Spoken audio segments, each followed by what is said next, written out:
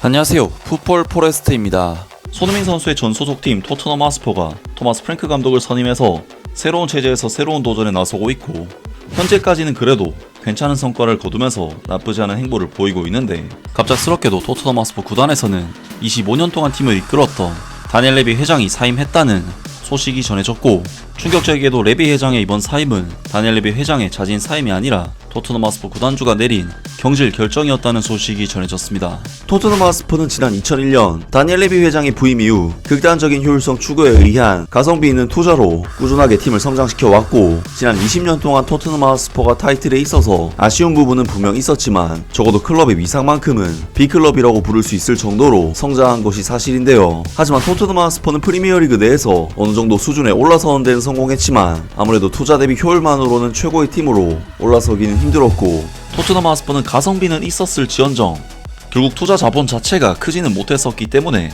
트로피라는 정점을 찍는 업적은 달성하지 못했었는데요.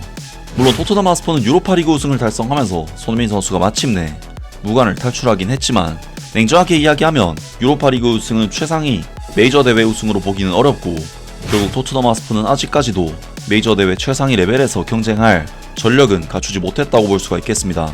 토트넘으로서는 여기서 더 큰 팀으로 나아가기 위해서는 더 큰 투자와 더 큰 자본이 필요한 것이 사실인데, 토트넘 하스퍼 구단에서는 바로 어제 다니엘 레비 회장이 자진 사임했다는 소식을 전하면서 레비 회장의 25년간의 토트넘 생활이 끝났음을 전해왔는데요.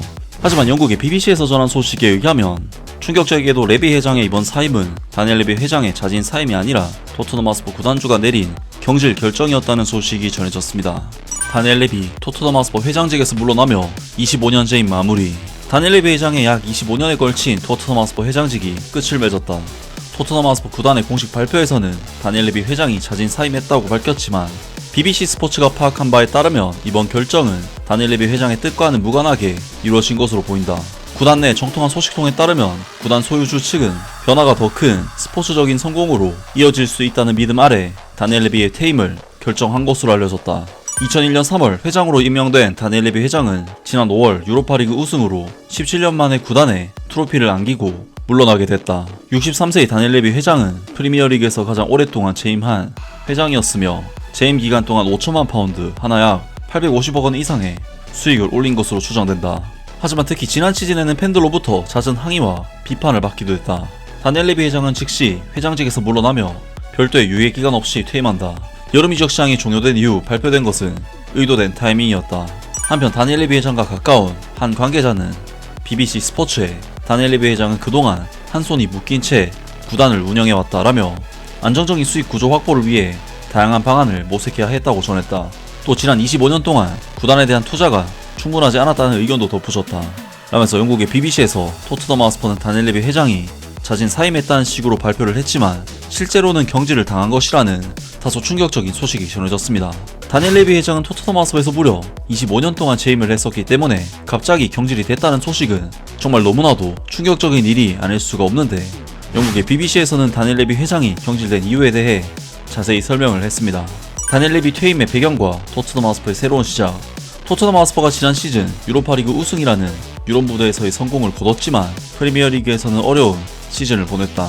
엔제 포스테코글루 감독 체제에서 리그 17위로 마무리를 하며 강등권 바로 위에 머물렀고, 결국 엔제 포스테코글루 감독은 여름에 경질되어 토마스 프랭크 감독이 새로운 감독으로 부임했다. 지난 시즌 기간 동안 다니엘 레비 회장을 향한 팬들의 불만은 커졌다. 1월 레스터 시티와의 홈 경기 패배 당시에는 우리의 경기는 영광을 위한 것이고 다니엘 레비 회장의 경기는 탐욕을 위한 것이라는 배너와 24년 16명의 감독, 트로피는 한 개, 이제 변화의 시간이라는 메시지가 담긴 현수막이 등장했으며, 레비 아웃이라는 구호도 경기 중에 자주 들렸다. 하지만 다니엘 레비 회장은 단순한 회장을 넘어 구단의 인프라 혁신을 이끈 인물이기도 했다. 그는 화이트 하트레인을 떠나 10억 파운드가 투입된 최첨단 토트넘 하스퍼 스타디움으로의 이전을 주도했으며, 마우리시오 포체티노 감독 시절에는 챔피언스리그 결승 진출을 경험하기도 했다. 축구 재정 전문가 키어런 맥가이어는 토트넘 하스퍼를 프리미어리그 역사상 가장 수익성이 높은 구단이라고 평가했다. 이는 스타디움 수익, 보수적인 임금 구조, 이적 시장에서의 신중한 접근 때문이라고 분석했다. 여름 변화와 인사 구조 개편. 이번 여름 토트넘 하스퍼는 풋볼 트랜스퍼닷컴에 따르면 약 1억 8,100만 파운드를 투자해 사비 시몬스와 모하메드 쿠두스를 포함한 주요 선수들을 영입했다.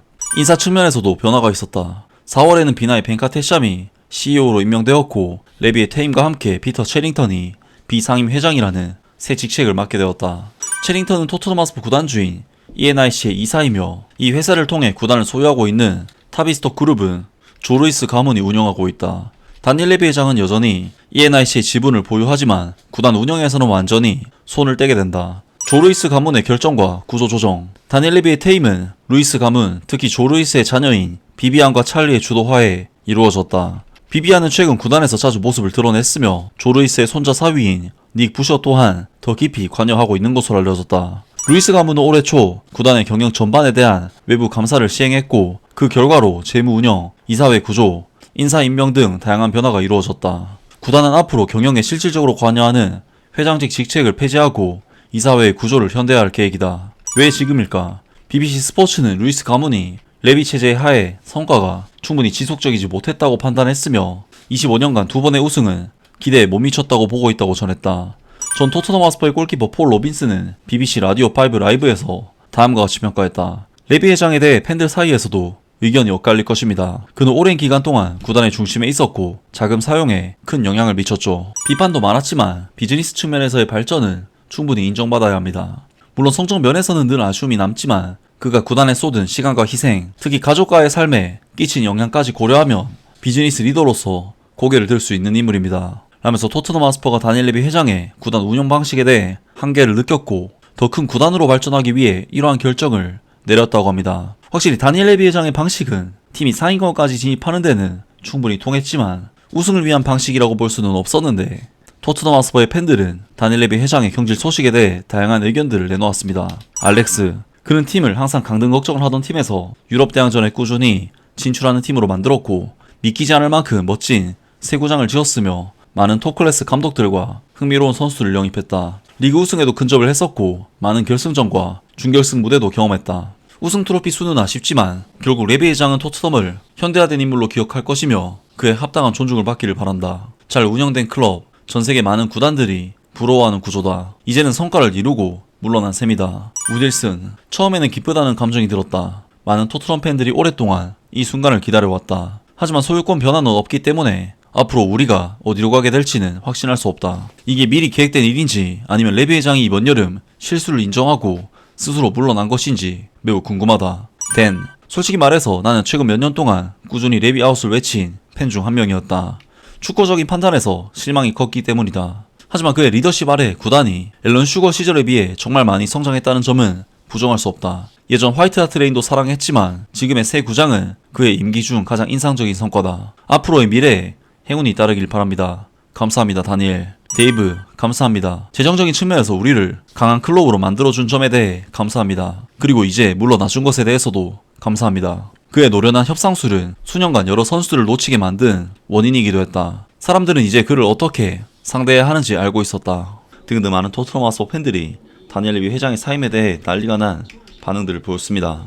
정말 토트넘은 자본만 갖춰진다면 프리미어리그 우승도 얼마든지 해낼 수 있는 이미 모든 게 잘 갖춰진 엘리트 구단이 아닐까 싶은데 과연 레비 회장을 떠나보낸 토트넘 하스퍼가 더 큰 성과를 거둘 수 있을지 앞으로 있을 경기도 기대를 해보겠습니다. 아무튼 오늘 영상은 여기까지고요. 영상 재밌게 보셨다면 구독과 좋아요 그리고 댓글 부탁드립니다.